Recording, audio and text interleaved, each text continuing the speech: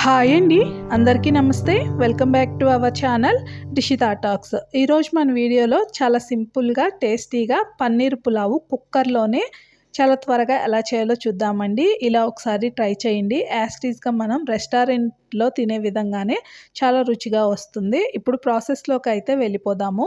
నేను ఇక్కడ ఒక 1/2 kg పన్నీర్ని అయితే తీసుకున్నానండి. పన్నీరు తీసుకునేటప్పుడే కాస్త ఫ్రెష్గా ఉన్నది ఎక్స్పైరీ డేట్ చూసుకొని తీసుకోండి. ఫ్రెష్గా ఉన్నదైతే చూడండి ఇలా సాఫ్ట్గా మంచిగా వస్తుంది. పులావ్ కూడాను మంచి టేస్ట్ బాగుంటుంది. నాకు ఇక్కడ తీసుకున్న 1/2 kg పన్నీర్ అనేది పట్టదండి నేను తీసుకున్న రైస్కి. సో దీంట్లో ఒక హాఫ్ క్వాంటిటీ అనేది తీసుకొని వీడియోలో చూపిస్తున్న విధంగా దీన్ని క్యూబ్స్ లాగా కట్ చేసుకుంటున్నాను. పన్నీర్ అనేది మరీ చిన్నగా కాకుండా ఇలా కాస్త పెద్ద సైజులోనే కట్ చేసుకోండి. ఎందుకంటే వీటిని మనం ఫ్రై చేస్తాం కాబట్టి ఇవి కాస్త హార్డ్గా అలానే సైజ్ కొంచెం చిన్నగా అవుతుంది కదా. సో ఇప్పుడు ప్యాన్ పెట్టుకొని ఒక 2 టేబుల్ స్పూన్ల ఆయిల్ వేసుకోండి. మరీ ఎక్కువ ఆయిల్ పట్టదండి. మనం కట్ చేసుకున్న ఈ పన్నీర్ క్యూబ్స్ని అయితే ఫ్రై చేసుకుందాము. పన్నీర్ వేయగానే కాస్త ఆయిల్లో స్టిక్ అయినట్లు అనిపిస్తుంది. ఏం వరి అవ్వకండి, దానంతటా అదే వదులుతూ వచ్చేస్తుంది.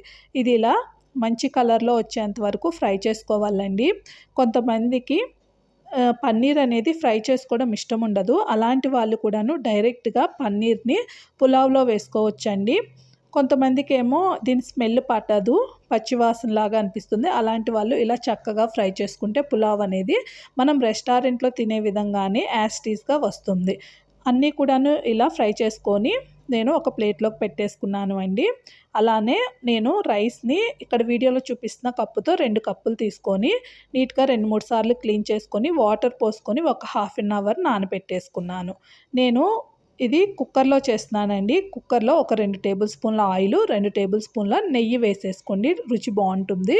దీంట్లో చెక్క, అలానే 4-5 లవంగాలు, యాలుకలు, బిర్యానీ ఆకు వేసేసి ఇవి మంచిగా ఫ్రై అయిన తర్వాత ఈ పులావుకి ఆనియన్స్ అనేవి ఇలా వీడియోలో చూపిస్తున్న విధంగా పొడవుగా కట్ చేసుకోండి, అప్పుడే బాగుంటుంది.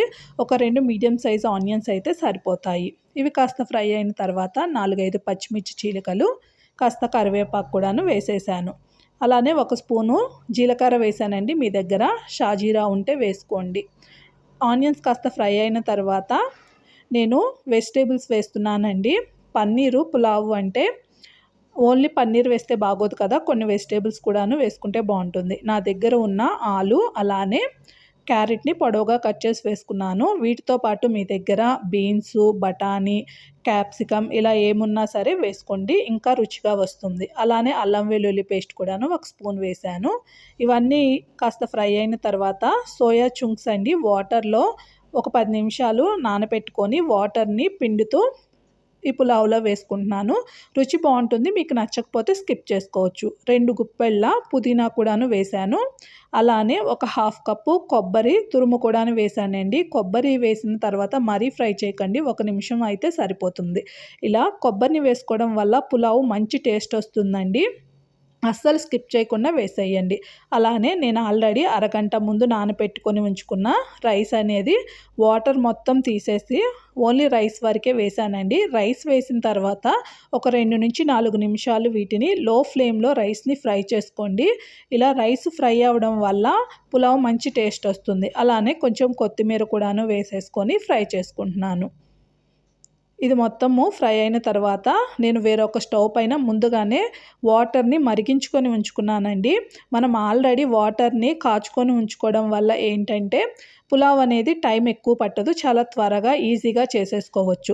1 కప్పు రైస్కి 2 కప్పులు వాటర్ అయితే సరిపోతుంది. ఇలా మరిగిన వాటర్ని వేసేసుకొని టేస్ట్కి తగ్గట్టుగా సాల్టు, అలానే ఒక లెమన్ని కూడాను ఇలా పిండి వేసుకుంటున్నానండి.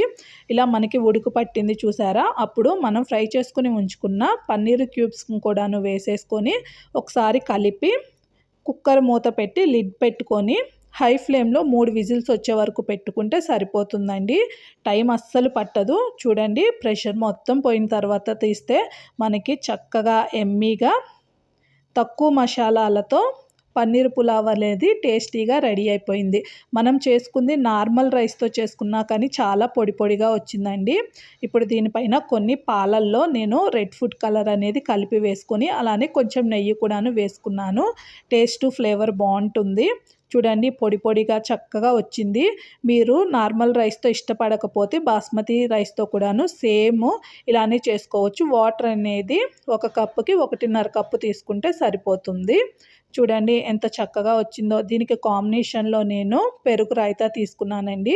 పెరుగుని మీగడతో సహా తీసుకొని దాన్ని కాస్త బీట్ చేసుకొని తురిమిన క్యారెట్, పచ్చిమిర్చి, కొత్తిమీర, కరివేపాకు, ఉల్లిపాయలు వేసుకుంటే ఎంతో రుచికరమైన మన పెరుగు రైతా కూడాను రెడీ అయిపోయింది. దీని కాంబినేషన్లో చాలా రుచిగా ఉంటుంది. మీకు నచ్చితే ట్రై చేసి వీడియోకి ఒక లైక్ ఇచ్చి ఛానల్ని సబ్స్క్రైబ్ చేసి సపోర్ట్ చేయండి. Thank you for watching.